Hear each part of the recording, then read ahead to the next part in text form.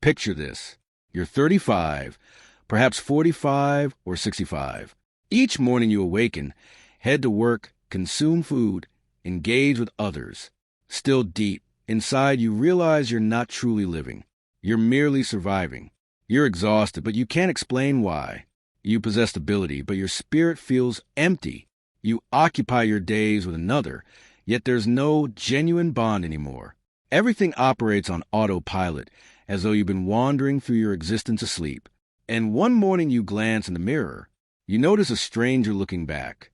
Lifeless eyes, burdened shoulders. A whisper within murmurs, "Where did I disappear?" But what you're experiencing isn't simply a challenge of the contemporary world. Marcus Aurelius, the most commanding man breathing, once inscribed in Meditations, how much difficulty he prevents who does not examine what his neighbor speaks or accomplishes. Seneca, one of Rome's richest men, admitted he struggled with anxiety, anger, and the feeling that moments were escaping away. And Epictetus, a slave-turned-philosopher, proclaimed that freedom is not gained by possessing everything, but by requiring less. 3 individuals, 3 journeys, 1 eternal truth. If your consciousness is lost, commence with the consciousness. If your physique is damaged, commence with the physique. If your spirit feels hollow, commence with the spirit. 3 harsh rules, 3 paths to reconstruct yourself, 3 stages of renewal. These are the 3 Stoic principles we're about to reveal. Foundations that can reconstruct your existence from the core outward, but only if you're courageous enough to embody them. Let's commence. Rule 1. Repair the consciousness. Marcus Aurelius once inscribed, "You possess authority over your consciousness, not external events. Comprehend this, and you will discover strength." Yet today, most individuals have relinquished that authority. Our consciousness no longer belongs to us. They belong to chaos. News feeds, social platforms, perpetual comparison. We browse, we respond. We absorb until the internal voice that once directed us becomes silent. Your consciousness is transformed into a battlefield, and you didn't even recognize the invasion. 1. Cleanse the consciousness. You can't construct a new existence utilizing outdated thoughts. You can't nourish your brain with rubbish and anticipate clarity. Just as a powerful physique can't flourish on processed food, a powerful consciousness can't flourish on mental waste. So here's the test. 7 mornings. For the initial 30 minutes of every morning, nourish your consciousness truth, not garbage. Absorb philosophy. Absorb the stories of those who conquered the impossible. Examine skills that render you sharper, steadier, more resilient. Don't label it absorbing, label it conditioning. Because your consciousness is either your greatest tool or your deepest prison, clears throat, and every browse, every thought, every response determines which one it transforms into. 2. Reshape the direction. Most individuals declare, "I desire to be joyful. I desire to be accomplished." But the Stoics understood joy isn't the objective. It's the side consequence of existing with virtue. Don't ask, "What do I desire to possess?" Ask, "Who do I desire to transform into?" When you declare, "I desire to shed weight," you concentrate on outcome. When you declare, "I am someone who respects my physique," motion follows identity. That's not pattern alteration. That's identity transformation. Inscribe this down. I am transforming. Then complete the sentence not with who you wish to be eventually, but with who you select to be today. Because evolution doesn't occur in the future. It occurs now with every minor determination you render. 3. Shatter the invisible confinement. I cannot. I'm not adequate enough. It's too delayed. These aren't realities. They're barriers. And the harshest aspect? You constructed them yourself. The Stoics labeled this ascent, the act of concurring with the lies your terror whispers. But the instant you cease concurring, you commence to liberate yourself. Inscribe down the 3 convictions that restrain you back. Then rewrite each one as a statement of authority. I don't possess time transforms into. I'm learning to emphasize what matters. I'm not intelligent enough transforms into I'm cultivating the skills I require. It's too delayed transforms into every instant is a new beginning. Each rewritten sentence is a hammer striking the barrier of your outdated identity. Each were a fracture that permits illumination in. 4. The consciousness conditioning ritual. Every morning, Inscribe 3 thoughts that fortify you and 3 that diminish you. Throughout the morning, capture the negative ones the instant they surface and substitute them with something authentic. At nightfall, ask yourself, did my consciousness assist me today or did it undermine me? This isn't about contemplating positive. It's about contemplating with discipline. It's a perspective of a warrior, composed under fire, lucid in chaos, undisturbed by chaos. Because when you dominate your consciousness, you dominate your destiny. When you command your thoughts, you command your reality. So declare this to yourself not as a quote, but as a pledge. My consciousness is my domain, and I am its supreme ruler. And from this instant on, no one governs it but you. Rule 2, repair the physique. Your physique is a foundation of your spirit, the vessel that transports your consciousness and your purpose through existence. You can't sustain a powerful consciousness while dwelling inside a weak physique. The Stoics understood this thousands of years ago. Marcus Aurelius reminded himself each dawn at daybreak, when you discover it difficult to rise from bed, remember, you were created to function as a human being. And so he arose not because it was comfortable, but because discipline was his nature. 1. Nutrition is discipline. Your physique is not a garbage container. Every bite you consume is a choice to fortify yourself or to undermine your potential. Before every meal, ask yourself, will this transport me closer to the individual I desire to transform into or keep me bound to who I previously was? Don't aim for restricting. Aim for awareness. Because when you govern the fork, you commence to govern your existence. You don't possess to pursue perfection, just consciousness.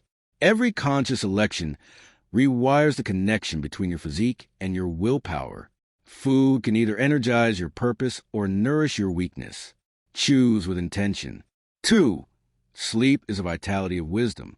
Seneca once cautioned, it's not that we possess a brief time to exist, but that we squander much of it. Every late night you exchange for another episode, another browse, another distraction you steal from tomorrow's strength. No one ever constructed greatness with a fatigued consciousness and a foggy spirit. Sleep is not laziness. It's restoration. 7 to 8 hours every night, not as a luxury, but as a ritual of self-respect.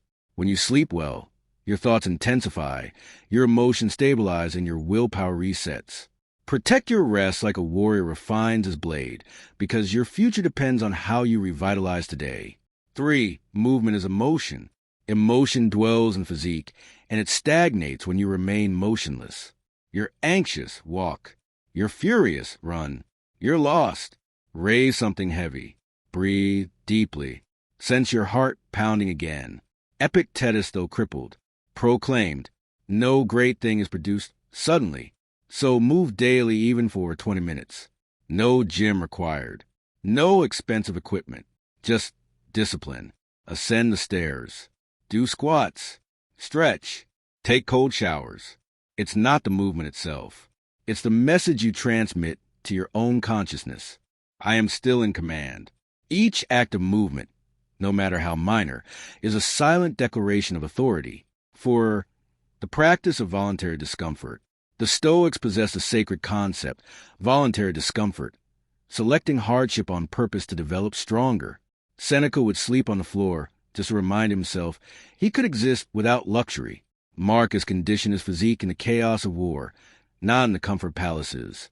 And you, every time you select comfort, you instruct yourself to shatter promises. Every time you select challenge, you instruct yourself to trust your own strength. So commence small. Drink 1 more glass of water. Take that cold shower. Run for 10 minutes. Consume vegetables instead of sugar. Tiny selections, massive transformation. Because every act of discomfort constructs a quiet, unbreakable faith in yourself. Inscribe this down not as motivation, but as devotion. My physique is my temple, and I am its loyal guardian. Now arise and function like it. Rule 3. Repair the spirit. Have you ever experienced emptiness? Even when existence appears fine from the outside, that's not weakness.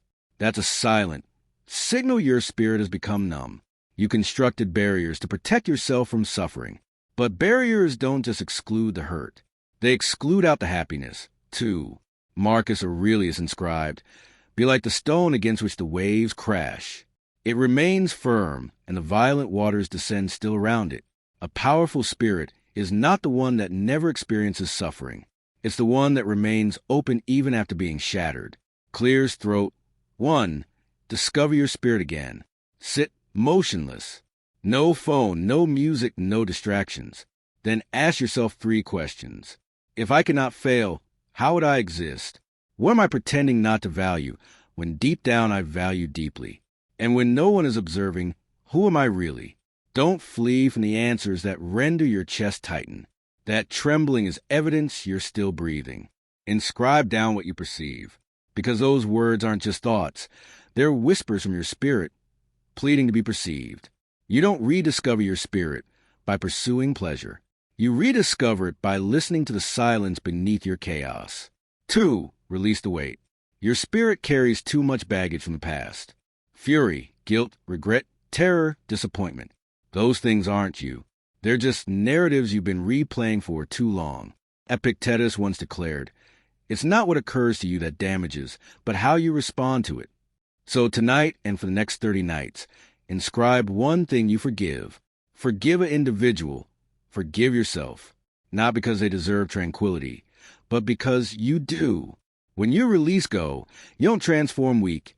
You become weightless. Forgiveness isn't surrender. It's liberation. It's the art of placing down the chains you were never meant to transport. 3. Exist with purpose. A spirit without direction will always wander in darkness. The Stoics labeled it sympathia, the concept that every spirit is connected to every other. Marcus inscribed, "What damages the hive damages the bee." You were never meant to exist just for yourself. The spirit beats to assist, to contribute, to connect. Purpose is not something you discover. Purpose is something you generate through motion. So pay attention. When do you experience most alive? When you assist someone, when you generate, when you instruct, share, or love. Those moments are clues. The compass of your spirit pointing you home. Commence small. Assist one individual. Generate one act of kindness. Don't wait for perfection. Commence with sincerity. Because a spirit that contributes never runs empty. It expands. It overflows. It transforms unbreakable. Inscribe this down and mean it. My spirit doesn't just beat to exist. It beats to love, to assist, and to connect. And when you exist at truth, your spirit will never become numb again. Now that you comprehend the essence of the 3 principles, the question is, are they connected? These 3 rules do not stand alone. They form a circle of renewal. When you repair your consciousness, you provide direction to your physique. When you condition your physique, you construct strength for your spirit. And when you open your spirit, you energize a fire that keeps your consciousness alive. The consciousness is your compass. The physique, your vessel. The spirit, your flame. If one collapses, the journey falls apart. But when all 3 move in harmony, you transform unstoppable.